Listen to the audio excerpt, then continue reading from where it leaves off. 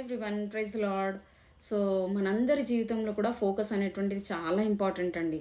అందరికీ తెలిసిన స్క్రిప్చరే. నేను ఒక్కసారి మీ అందరితో కూడా మరి దేవుడు ఏదేదైతే బయలుపరచమని చెప్పేసి ప్రేరేపించబడ్డానో ఆ మాటలన్నీ కూడా మీరు అందరితో కూడా షేర్ చేసుకోవాలి అని చెప్పేసి ఆశ కలిగి ఉన్నానండి. మార్క్స్ వార్త 10వ అధ్యాయము 46 నుండి 52 వచనాల గురించి మనం అక్కడ కొన్ని మాటలు మనం అందరం కూడా ఈరోజు గమనిద్దాము. అక్కడ ఉన్నటువంటి ఫేమస్ స్క్రిప్చర్ ఇతను అందరికీ తెలిసిన వ్యక్తి. ఎవరు అతను అంటే భర్తమైనటువంటి ఒక మరి ఆ యొక్క గ్రుడ్డివాడు, ఓకే, భిక్షం అడిగేటువంటి ఒక గ్రుడ్డివాడు గురించి ప్రతి ఒక్కరికి కూడా తెలుసండి.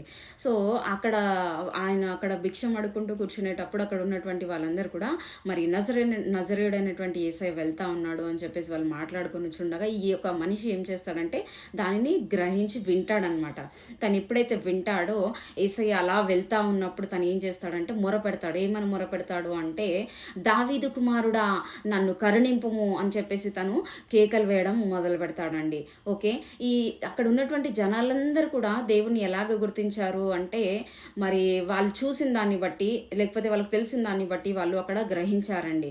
ఏమని గ్రహించాడు అంటే మరి ఒక బోధకుడు అని చెప్పేసి వాళ్ళు గ్రహించినప్పుడు ఈ యొక్క కనుదృష్టి లేనటువంటి ఒక వ్యక్తి, ఈ యొక్క అంటే కంటి చూపు లేకుండా ఉన్నటువంటి వ్యక్తి దేవుణ్ణి ఎలా కనుగొన్నాడంటే దావీదు కుమారుడా అని చెప్పేసి పిలుస్తాడు. అంటే ఈ మనిషికి కన్నులు మాత్రమే గుడ్డిగా ఉన్నాయి ఫిజికల్గా, కానీ తన యొక్క ఆత్మీయ నేత్రాల్లో తను దేవుని క్లియర్గా ఐడెంటిఫై చేశాడండి. తను ఎలా గ్రహించాడు అంటే ఈయనే నా మెస్సయ్య అని చెప్పేసి ఆ మనిషి మరి గ్రహించాడండి. గ్రహించిన వెంబడేదని ఏం చేస్తాడంటే, ప్రభువా దావీదు కుమారుడా నన్ను కరుణించు అన్నప్పుడు ఆ పరిస్థితిని బట్టో లేకపోతే ఆయనకున్నటువంటి ఆ యొక్క అనుభవాన్ని బట్టో లేకపోతే అతనుకున్నటువంటి పరిస్థితి బట్టో ఆయనకున్నటువంటి మరి ఆ యొక్క పొజిషన్ని బట్టో జనాలందరూ ఏం చేస్తారు అంటే ఆ యొక్క మనిషిని ఏం చేస్తారంటే కొంచెం అక్కడ నువ్వు నెమ్మదిగా ఉండు, నువ్వు ఊరుకో, నువ్వు అలా అరవకు అని చెప్పేసి ఆ మనిషిని ఏం చేస్తారంటే they want to control him. ఆయనని ఏంటంటే నిందించి లేకపోతే తనని ఏంటంటే బెదిరించి తనని సైలెంట్గా ఉంచడానికి ప్రయత్నిస్తూ ఉంటారు. కానీ ఆ యొక్క గ్రుడ్డివాడు ఏం చేస్తాడంటే ఇంకా గట్టిగా ఎప్పుడైతే ఈ మనుషులు అలా అనడం మొదలు పెడతారో ఈ హ్యాడ్ ఎ ఫోకస్ అనమాట. ఆయన ఫోకస్ని కలిగి ఉండి గట్టిగా అరుస్తాడు. ఇంతవరకు ఏదైతే తను ఒక వాయిస్తో అంటాడో అంతకు మించి తను గట్టిగా దావీదు కుమారుడా ప్రభువా నన్ను రక్షింపుము అంటే నన్ను కరుణించుము అని చెప్పేసి తను ఇంకా గట్టిగా కేకలు వేయడం ఇక్కడ మనం చూస్తూ ఉంటామండి. సో ఇక్కడ కొంచెం మనం పాజ్ అయ్యి ఇక్కడ మనం ఆలోచిస్తే కనుక ఈ మనుషులు మొట్టమొదట ఏంటంటే తన యొక్క లోకపు దృష్టి తనకు లేకపోయినా కూడా తన యొక్క ఆత్మీయ స్థితి, ఆత్మలో తను చూసేటువంటి ప్రతిదీ కూడా తను గ్రహించేదంతా కూడా చాలా స్ట్రాంగ్గా ఉన్నదండి. ఓకే, ఈ మనిషిలో ఉన్నటువంటి ఆత్మబలం చాలా గొప్పది. ఇంకేంటంటే ఆ పరిస్థితిని బట్టి అక్కడ ఉన్నటువంటి జనాలందరూ కూడా ఆయనను బహుశా సైలెంట్గా ఉంచాలని ప్రయత్నించారేమో.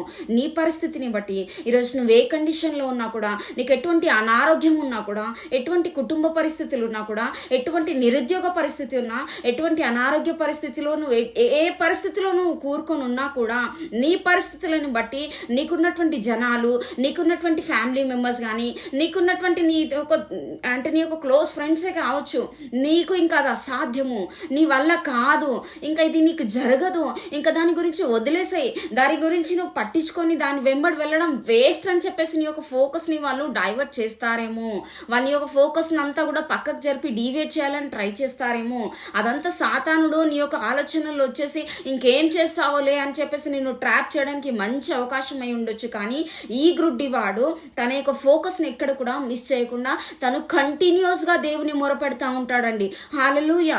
మన జీవితంలో మనకు ఎటువంటి పరిస్థితి ఉన్నా కూడా నిజమైనటువంటి దేవుడు నిన్ను ఖచ్చితంగా బంధకంలో నుంచి విడిపిస్తాడు అన్నటువంటి విశ్వాసం ఎప్పుడైతే నీలో ఉంటుందో, నీకు ఏది అడ్డం వచ్చినా కూడా, ఎవరు అడ్డం వచ్చినా, ఏ పరిస్థితి అడ్డం వచ్చినా, ఎటువంటి సాతాను ప్లాన్లు నీకు ముందొచ్చి నిలబడినా కూడా nothing will stop you my dear.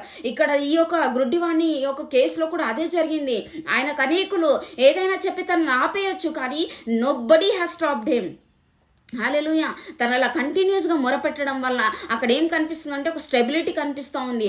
అక్కడ తను కంటిన్యూస్గా అంటే ఒక కన్సిస్టెన్సీ కనిపిస్తుంది. తను కంటిన్యూస్గా దేవుని అక్కడ మొరపెడతా ఉండడాన్ని బట్టి అక్కడ ఉన్నటువంటి జనాంగంలో దేవుడు వాళ్ళందరి వాయిస్ని వదిలేసి ఈ యొక్క మనిషి యొక్క మరి యొక్క వాయిస్ని దేవుడు అక్కడ వింటాడండి. హల్లెలూయా. నువ్వు నిజంగా మొరపెడుతున్నావా? నువ్వు నిజంగా లోకమంతయుని కూడా నిన్ను హేళన చేస్తున్నప్పుడు, లోకమంతయు కూడా నిన్ను త్రోసివేసినప్పుడు, లోకమంతా కూడా నిన్ను పక్కన పెట్టేసినప్పుడు, నీ పరిస్థితి ఏది చూడకుండా అయినప్పుడు కూడా నువ్వు స్టిల్ ఇంకా దేవుని వైపే నువ్వు కేంద్రీకరిస్తూ దేవునే స్తుతిస్తూ ఆయన వైపే నువ్వు చూస్తా ఉన్నావా? My dear, this is the time you will get a deliverance. ఈ టైంలోనే దేవుడు నీ యొక్క మొరను ఆలకిస్తున్నాడు అక్కడ. హల్లెలూయా. దేవుడిని మొరను ఆలకించి తను అలాగే వెళ్ళిపోవట్లేదు, ఆయన అక్కడ నిలబడ్డాడు అంతే. హల్లెలూయా. ఈ యొక్క వ్యక్తి యొక్క మరి యొక్క సౌండ్ని, ఆ యొక్క శబ్దాన్ని విని, ఆయన యొక్క మొరను విని దేవుడు అక్కడ ఆగుతాడండి. ఆగంటాడు, అతనిని నా వైపుకు తీసుకురండి అని చెప్పేసినప్పుడు ఇమ్మీడియట్గా అక్కడ ఉన్నటువంటి మనుషులు ఆయనని తీసుకొచ్చేటప్పుడు ఆయన దగ్గర ఉన్న ప్రతిదీ కూడా బైబిల్లో రాయబడి ఉంటుందండి. ఆయనకున్నటువంటి బట్టలు కూడా తను అక్కడే వదిలేసి ఇమ్మీడియట్గా తన దేవుడి దగ్గరికి వచ్చేస్తాడు. వచ్చేసినప్పుడు దేవుడు అంటాడు, నీకేం కావాలి అని చెప్పేసి అడిగినప్పుడు, ప్రభా నేను దృష్టి కలిగి ఉండాలి, నాకు మరి కంటి చూపును అనుగ్రహించు అన్నప్పుడు ఇమ్మీడియట్గా తను హీలింగ్ని పొందుతాడు. హల్లెలూయా. దేవుడు ఎప్పుడైతే నేను రమ్మని పిలుస్తాడో, దేవుడు ఎప్పుడైతే నువ్వు మొరపెడతావో, you have to be ready that God is going to come in your life, God is going to come in your situation, God is going to deal with your situation. ఎప్పుడైతే దేవుడు రమ్మంటాడో, కమ్ ఆన్ లీవ్. నీకు ఇంతవరకు జరిగినటువంటి అనారోగ్యమా, లేకపోతే bad రిపోర్ట్సా, bad వర్డ్సా, నిందలా, బిటర్నెస్సా, చేదనుభవాలా, లేకపోతే ఎక్కడైనా డిసప్పాయింట్మెంట్సా, నీకు ఎటువంటి బాధ ఉన్నా కూడా దాన్ని అక్కడే వదిలేసి ఇమ్మీడియట్గా నువ్వు దేవుడి దగ్గరకు వచ్చేసేయి. ఈ దేవుడు అంటాడు, నీ యొక్క విశ్వాసమే నిన్ను స్వస్థపరిచింది అన్నప్పుడు ఇమ్మీడియట్గా ఆ యొక్క వ్యక్తికి ఏమవుతుందంటే ఆ యొక్క గ్రుడ్డితనం పోయి తనకు కనులు అనేటువంటిది అక్కడ తెరవబడతాయండి. హల్లెలూయా. అది కనులు తెరవబడిన వెంబడే ఇంకా అతనిలో ఉన్నటువంటి ఉత్సాహంతో తను ఇంకా తను దేవుని స్తుతిస్తాడు, ఇంకా తను దేవుని కొనియాడుతూ ఆయనలో ఉత్సహిస్తూ తను ఏం చేస్తాడంటే దేవుని వెంట వెళ్తున్నాడు అని చెప్పేసి మన యొక్క వచనాల్లో గ్రహిస్తామండి. సో మన జీవితాల్లో మన మొరను దేవుడు ఆలకించినప్పుడు, మనకున్నటువంటి పరిస్థితులను మార్చి ఆయన మనల్ని గొప్ప స్థితిలోకి మార్చినప్పుడు, are we still following Jesus? Yes. ఇది గొప్ప క్వశ్చన్ అండి. దేవుడి దగ్గర చాలా మంది వస్తారు, దేవుడు ఆశీర్వదించిన వెంబడే వాళ్ళు పక్కకి వెళ్ళిపోతారేమో, కానీ ఇక్కడ ఈ మనిషి ఏం చేశాడు? దేవుని వెంబడిస్తూ తను వెళ్ళిపోయినటువంటి అక్కడ మరి మాటలు మనం గ్రహిస్తామండి. ఈరోజు మన జీవితంలో కూడా మన యొక్క విశ్వాసాన్ని బట్టి, మన యొక్క ఫోకస్ని బట్టి, మనకున్నటువంటి యొక్క దాహాన్ని బట్టి, మనకున్నటువంటి ఆ యొక్క ఏంటంటే ఆ యొక్క ఆశను బట్టి దేవుడు ఎప్పుడైతే నీ దగ్గరకు వచ్చి నీ పరిస్థితిని మారుస్తాడో, నువ్వు దేవునిలో ఇంకా గొప్పగా ఎదిగిపోవడానికి మరి ఒక మంచి ఎగ్జాంపుల్ ఇక్కడ ఈ యొక్క గ్రుడ్డివాని దగ్గర నుంచి మనం అందరం కూడా నేర్చుకున్నామండి. ఈరోజు నీ పరిస్థితులు ఎలా ఉన్నా కూడా, ఈరోజు నీ అనుభవాలు ఎటువంటివి అయి ఉన్నా కూడా, హ్యావ్ ఫెయిత్ ఇన్ జీసస్. దేవుని యందు విశ్వాసం ఉంచి, ఆయన నిజంగా ఎవరో నువ్వు గనక గమనించి, నువ్వు గనక ఆయనను అర్థం చేసుకొని, నువ్వు గనక ఆయనను మొరపెట్టడం ఆలకించావా, nothing will stop your breakthrough. నీ ఆశీర్వాదాన్ని ఎవ్వరు కూడా ఆపలేరండి. దేవుడు మిమ్మల్ని, మీ కుటుంబాలని దీవించి ఆశీర్వదించును గాక. ఆమెన్.